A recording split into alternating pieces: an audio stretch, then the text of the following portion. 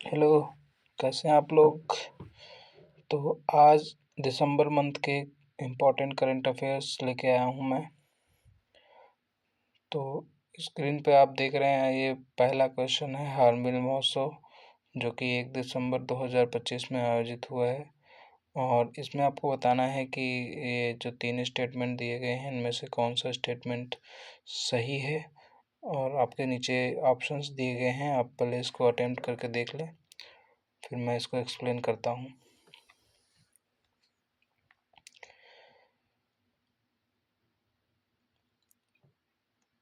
तो पहला स्टेटमेंट कह रहा है, ये महोत्सव नागालैंड के राज्य स्थापना दिवस के अवसर पर शुरू होता है।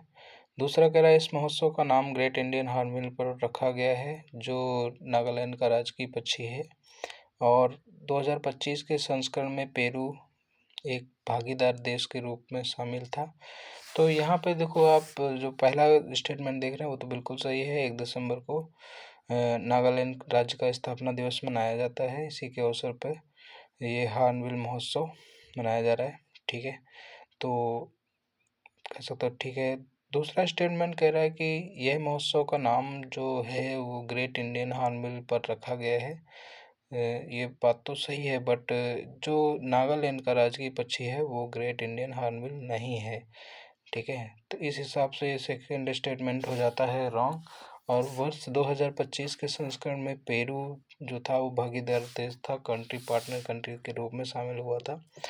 तो कह सकते हो तीसरा स्टेटमेंट भी सही है। इस हिसाब से हमारा जो ऑप्शन सही बनता है वो सी बनता है। ठीक है, तो इसमें ऑप्शन जो स्टेटमेंट 2 है वो रॉन्ग हो गया है। तो ठीक है, तो इसकी कुछ एक्स्ट्रा इन्फॉर्मेशन है वो भी आप देख सकते हैं इस पे।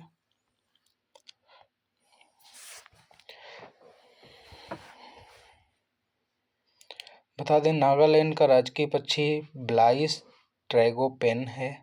ठीक है, हॉर्नबिल जो है वो केरल और अरुणाचल का है। ठीक है,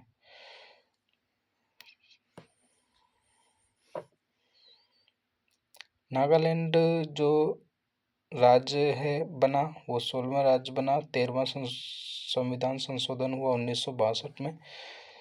और इसको कह सकते हो अनुच्छेद 371 ए में जो नागाओं की धार्मिक और सामाजिक प्रथाओं के को सुरक्षा देता है। और संसद का कानून वहाँ तब तक लागू नहीं होता जब तक विधानसभा न चाहे। इसे त्योहारों का त्योहार, फेस्टिवल ऑफ फेस्टिवल कहा जाता है। इसका उद्देश्य सभी नागा जनजातियों को एक मंच पे लाना होता है। तो आप देख रहे हैं, इसका नागालैंड का राजकीय पक्षी है ब्लाइस ट्रैगोपेन और हॉर्नबिल केरल और अरुणाचल प्रदेश का। तो दूसरी न्यूज आती है 2 दिसंबर को।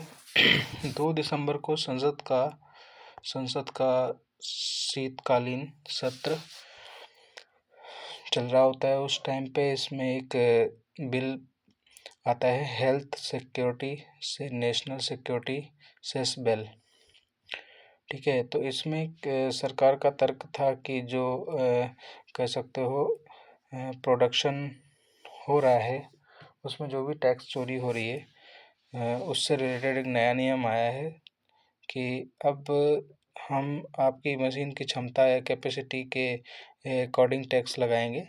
यहाँ पे ये नहीं है कि आपकी जो भी प्रोडक्शन मशीन है वो उसमें कितना भी प्रोडक्शन कर रही है कि नहीं कर रही है ना। ये प्रोडक्शन कैपेसिटी के अकॉर्डिंग अब लगेगा नया टैक्स जो भी है, चाहे मशीन चलाओ या ना चलाओ वो आपकी मर्ज़ी है। और जो एक्स्ट्रा टैक्स है वो केंद्र सरकार के पास जाएगा और उससे अस्पतालों में या फिर हेल्थ के सेक्टर में यूज होगा। 3 दिसंबर 2025 को एक तूफान आया था, तो उस तूफान के बारे में आप जान लें। तो चक्रवाती तूफान आया था, ये इसका नाम था दितवा। तो ये साइक्लोन दितवा आया था 3 दिसंबर 2025 को। दक्षिण भारत का ये एक आसमानी आफत का सामना कर रहा था। ये इससे श्रीलंका में तबाही मचाई और तमिलनाडु में भारी बारिश और चेन्नई में स्कूल भी बंद हुए थे इससे। हिंद महासागर के सभी देशों में एक लिस्ट है, शायद ये उस नाम के कहाँ से आया इसका नाम। तो दितवा नाम आया यमन से। ठीक है, तो ये नामकरण किया गया है, यमन द्वारा इसका नामकरण हुआ है। ठीक है, तो आप देख सकते हैं ये जो भी इसका ये बंगाल की खाड़ी में आया था, ये देख सकते हो बेतवा बंगाल की खाड़ी से उठ रहा है, और ये इधर ये कह सकते हो बे ऑफ बंगाल में। और नाम देतवा जो आया बताया ना, यमन से आया था ये नाम। ठीक है, तो इसका जो प्रभाव रहा श्रीलंका, तमिलनाडु, आंध्र प्रदेश साइड में रहा है। ठीक है, आगे बढ़ते हैं। 3 तारीख का ये था। अब 4 तारीख पे आते हैं, तो देखते हैं कि 4 तारीख में क्या होता है। 4 दिसंबर 2025 को समंदर के सिकंदर का मतलब है कि नेवी, इंडियन नेवी डे। 4 दिसंबर को इंडियन नेवी डे मनाया जाता है, और इस बार जो जश्न हुआ इंडियन नेवी डे का, वो दिल्ली में ना होके तिरुवनंतपुरम के संगुमुघम बीच पर हुआ। वहाँ पे राष्ट्रपति जी द्रौपदी मुर्मू जी मुख्य अतिथि थीं, और थीम थी combat ready, cohesive and self reliant. तो आपको ये थीम याद रखनी है, combat ready, cohesive and self reliance. और ये हुआ कहाँ था? तिरुवनंतपुरम, केरल में। ठीक है, तो ये समारोह नेवी डे के उपलक्ष्य में मनाया जाता है, क्योंकि 4 दिसंबर 1971 इसकी हिस्ट्री है। 4 दिसंबर 1971 की रात में हमने पाकिस्तान के कराची बंदरगाह को जला दिया था, और ऑपरेशन इसका नाम दिया गया था ऑपरेशन ट्राइडेंट। तो ऑपरेशन ट्राइडेंट के उसमें ये उपलक्ष्य में ये 4 दिसंबर को नेवी डे मनाया जाता है। पहली बार एंटी शिप मिसाइल का इस्तेमाल हुआ था तब। तो देख सकते हैं कितना इम्पोर्टेंट डे था 4 दिसंबर, समंदर के सिकंदर का। अब आता है 5 दिसंबर। 5 दिसंबर को हम सभी जानते हैं कि ये कह सकते हो विश्व मृदा दिवस मनाया जाता है, वर्ल्ड सॉइल डे। और इस बार की जो थीम थी वर्ल्ड सॉइल डे की, जो थीम थी वो healthy soil for healthy cities, स्वस्थ शहरों के लिए स्वस्थ मिट्टी। ठीक है, तो आप इसकी थीम याद रख सकते हैं। 5 दिसंबर को ये मनाया जाता है। ठीक है, कौन सा? विश्व मृदा दिवस। विश्व मृदा दिवस, थीम है healthy soil for healthy cities. ठीक है, फिर उसके बाद 6 दिसंबर आता है। 6 दिसंबर को संविधान और मैत्री दोनों से रिलेशन है इसका। संविधान का मतलब है महापरिनिर्वाण दिवस मनाया जाता है 6 दिसंबर को, डॉक्टर BR अम्बेडकर की पुण्यतिथि के उसमें। तथा मैत्री दिवस के रूप में भी 6 दिसंबर को मनाया जाता है। तथा 6 दिसंबर 1971 को भारत ने बांग्लादेश को देश के रूप में मान्यता दी थी। ठीक है, तो इसी उपलक्ष्य में ये मैत्री दिवस और महापरिनिर्वाण दिवस के रूप में इसको मनाते हैं 6 दिसंबर को। ठीक है, तो आप याद रख सकते हैं। डॉक्टर भीमराव अम्बेडकर की पुण्यतिथि भी थी। अब 7 दिसंबर आता है। 7 दिसंबर 2025 को उड़ान और रफ्तार दोनों के नाम से हम इसको याद कर सकते हैं। उड़ान का मतलब है अंतर्राष्ट्रीय नागरिक उड्डयन दिवस, इंटरनेशनल सिविल एविएशन डे 7 दिसंबर। थीम इसकी रही थी safe skies and a sustainable future for all. तो थीम दोबारा से याद कर सकते हो उसको, safe skies and a sustainable future for all.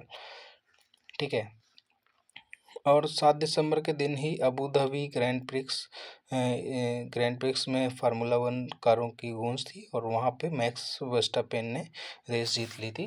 तो ये 7 दिसंबर का एक और ये करंट अफेयर था। ठीक है, तो उड़ान और रफ्तार दोनों एक साथ दिखे। 8 दिसंबर आया है। 8 दिसंबर में जो सार्क चार्टर डे के रूप में मनाया जाता है 8 दिसंबर को। तो 8 दिसंबर सार्क चार्टर डे 1985 में इसी दिन ढाका में सार्क बना था। हालांकि पाकिस्तान की वजह से ये संगठन सुस्त पड़ गया, लेकिन एग्ज़ाम के लिए बहुत ही इसका हेडक्वार्टर वगैरह बहुत ही ज़रूरी है। हेडक्वार्टर इसका सार्क का काठमांडू में है, नेपाल में। और आप देख सकते हैं इसके सार्क के मेंबर्स। ठीक है, तो इंडिया भी इसका मेंबर है। तो सार्क चार्टर डे 8 दिसंबर को मनाया जाता है। अब आते हैं नोबेल एंड मानवाधिकार की बात करते हैं 10 दिसंबर, the grand finale Alfred Nobel की पुण्यतिथि पे ये 10 दिसंबर को नोबेल और मानवाधिकार दिवस मनाया जाता है। तो कह सकते हो मानवाधिकार दिवस जो मनाया गया उसकी थीम क्या थी? ह्यूमन राइट डे की थीम थी अवर एवरीडे एसेंशियल्स। ठीक है। और आज ही के दिन, यानी आज ही के दिन का मतलब है 10 दिसंबर के दिन, आज ही के दिन स्टॉकहोम और ओस्लो में नोबेल पुरस्कार दिए जाते हैं। ठीक है। तो अभी इस सेशन में तो नोबेल पुरस्कार अभी नहीं बताऊंगा, बाद में बता दूंगा सारे। ठीक है। तो 10 दिसंबर आप याद रख सकते हैं, नोबेल और मानवाधिकार दिवस दोनों एक साथ 10 दिसंबर को मनाए जाते हैं। अब कुछ पर्यावरण से रिलेटेड बातें कर लेते हैं। पर्यावरण और अस्तित्व अंतर्राष्ट्रीय ग्लेशियर संरक्षण वर्ष 2025 शुरुआत। अस्तित्व से पहला इसका अस्तित्व क्या है? दिसंबर 2025 में पर्यावरण को लेकर संयुक्त राष्ट्र में काफ़ी हलचल रही। संयुक्त राष्ट्र महासभा ने 2025 को अंतर्राष्ट्रीय ग्लेशियर संरक्षण वर्ष, international year of glacier preservation घोषित किया। ठीक है। ग्लोबल वार्मिंग की बातें हम दशकों से सुनते आ रहे हैं। अचानक 2025 में ग्लेशियर पर इतना फोकस क्यों हुआ है? यह अचानक नहीं, बल्कि यह एक देर से जागी हुई चेतना है। 2025 का यह विशेष वर्ष घोषित करना संयुक्त राष्ट्र की हताशा और संकल्प दोनों को दर्शाता है। ठीक है। तो ये थे करेंट अफेयर्स, और आप देख सकते हैं क्रायोस्फीयर, ये एक्स्ट्रा इन्फॉर्मेशन मैं आपको दे रहा हूँ।